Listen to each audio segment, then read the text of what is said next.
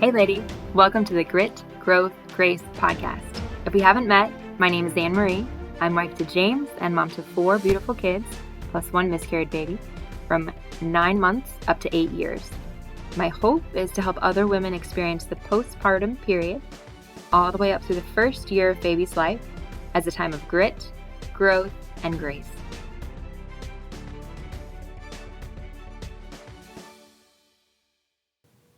This is episode 34.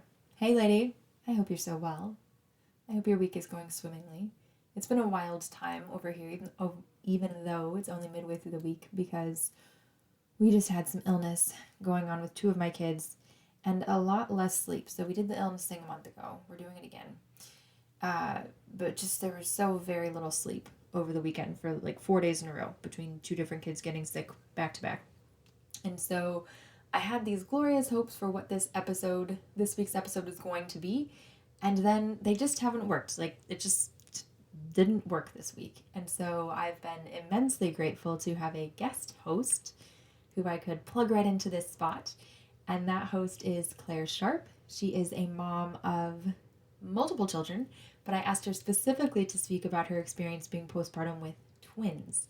I don't know that most of us know many, maybe any, twin moms in our regular everyday lives to have conversations about what their postpartum looks like.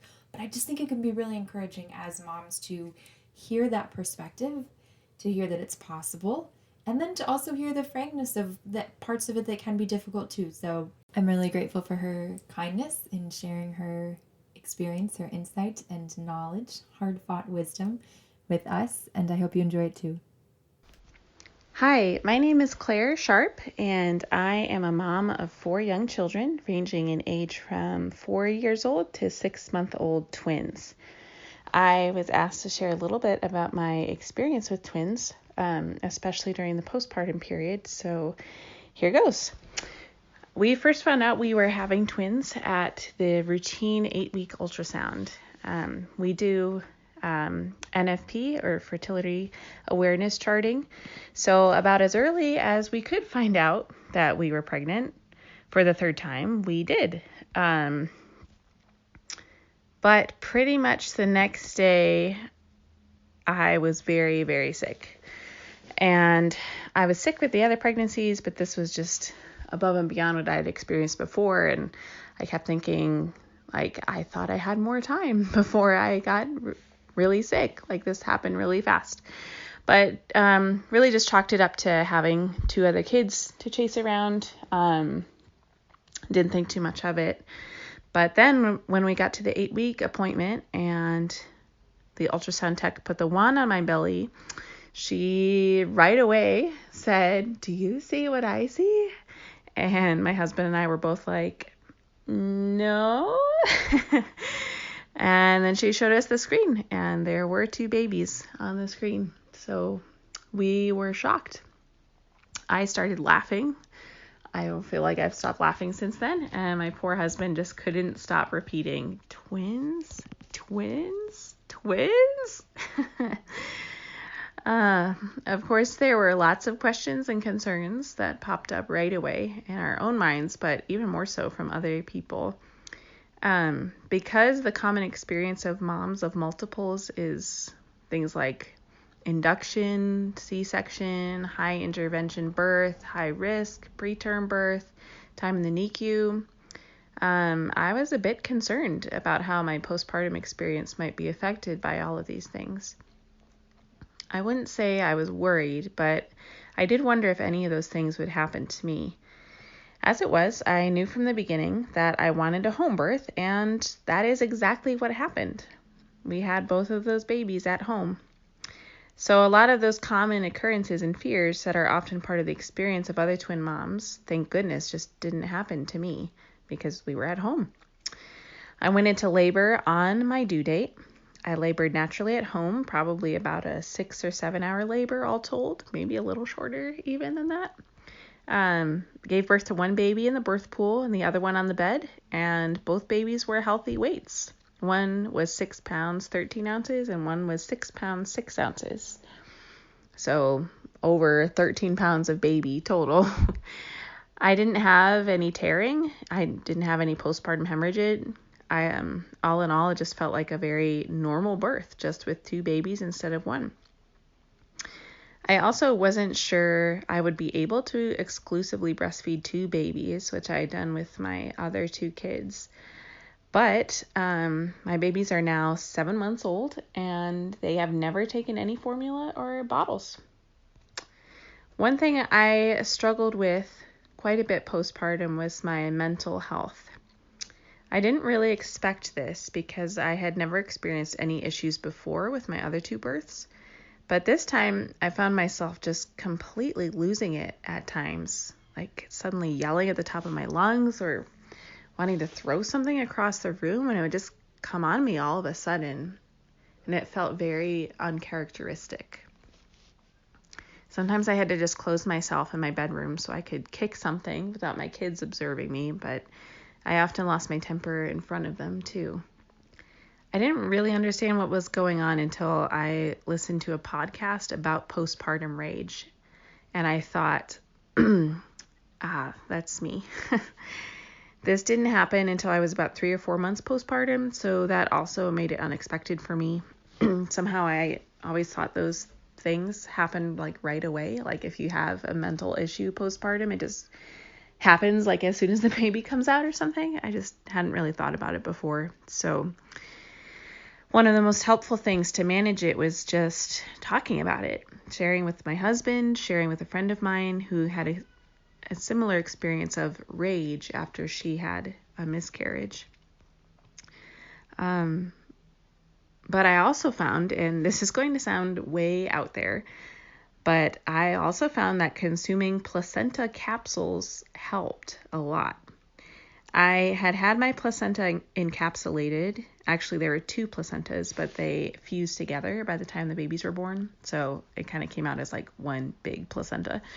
And I never encapsulated placentas before, but I wanted to try it so I could take the capsules and see if that would help my milk supply. Because like I said, I wasn't sure if I would be able to keep up with feeding 2 babies. So I wanted to do whatever I could to help that. The capsules definitely took the edge off of my rage. They didn't erase it completely, but it made me feel like I had some sort of like support, like I wasn't totally out of control of myself, like something was a little bit better once I took those capsules. So that was really helpful for me and made me really happy because I was able to manage this rage kind of on my own without having to get any sort of medication or anything like that. Of course, there are a lot of things we have to do to prepare for having a baby and also to prepare for the postpartum period, and twins were definitely no exception. But I would say that I did 3 things in particular to prepare. First, I focused heavily on good nutrition during pregnancy so that my babies would be healthy and my body would have a good start to breastfeeding. My midwife suggested I eat 120 grams of protein every day. And if there's one thing I did do during pregnancy, it was eating those 120 grams of protein every day. I think there were only 2 or 3 days in my whole pregnancy that I did not achieve that goal. Protein is so good for preventing so many common pregnancy issues like preeclampsia, preterm birth, high blood pressure, low birth weight. So I knew I really wanted to stick with that during pregnancy, and I knew that it would also have to be good for preparing my body for breastfeeding as well, if it's so good in all these other ways. Secondly, I read a book called The First 40 Days. This book is about the lost art of taking care of a mother and a baby after birth. Many, if not most, cultures have some sort of lie-in period for the mother after birth, ranging from a few weeks to 40 days. And it's totally culturally acceptable. During this time, other people come over and clean, hold the baby when mom needs to nap or shower, or cook nutritious meals so that the postpartum mother can simply just rest and be with her baby. It's a way of honoring the mother and the beautiful work that she just did. I've always wanted to do this. I always wanted to set aside the first 40 days postpartum, but mostly from a religious standpoint, since in the Bible, Mary, the mother of Jesus, also had a 40-day lie-in period and brought Jesus to the temple to consecrate him at the end of it. That is in the gospel. But reading this book, the first 40 days, actually gave me more practical tools and a desire to actually make it happen. So that's what I did. I set aside those 40 days, 6 weeks postpartum, to really just be at home, not really go anywhere, have help as much as possible with watching the kids or cooking or laundry or whatever. Which brings me to my third point. The third thing that I really did during pregnancy, which was setting up lengthy visits with grandparents to cover the whole 40 days postpartum. So my in-laws stayed from, they got there well before the babies were born, and then stayed till 2 weeks after the twins were born. And then my mom came and stayed from that point until the end of the 6 weeks. So during those 40 days, we always had at least one other helper there to help out with things. That might be a long time for some people to have in-laws around. And there definitely were times where it felt a little long. But this was the only way that I was able to achieve some sort of long rest period for myself, which I think our bodies and minds really deserve. They helped me with cleaning, cooking, watching my older 2 kids, laundry, and holding one or both of the twins. I certainly couldn't have had my 40 days without them, and I am so grateful that I was able to be intentional and vulnerable enough during my pregnancy to ask them to come and stay when I would need it. So to other moms, and particularly other twin moms, I would say make a plan for yourself. Plan to have support people come to help you. Plan to make a habit of eating well during pregnancy so you can continue it postpartum. Plan to make healthy snacks and meals for yourself beforehand. And of course, plan your birth, how you want your birth to go.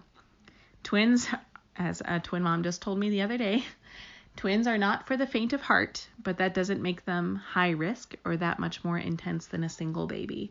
It just means that you need twice the love. And I hope you get that love and abundantly more. Thanks so much.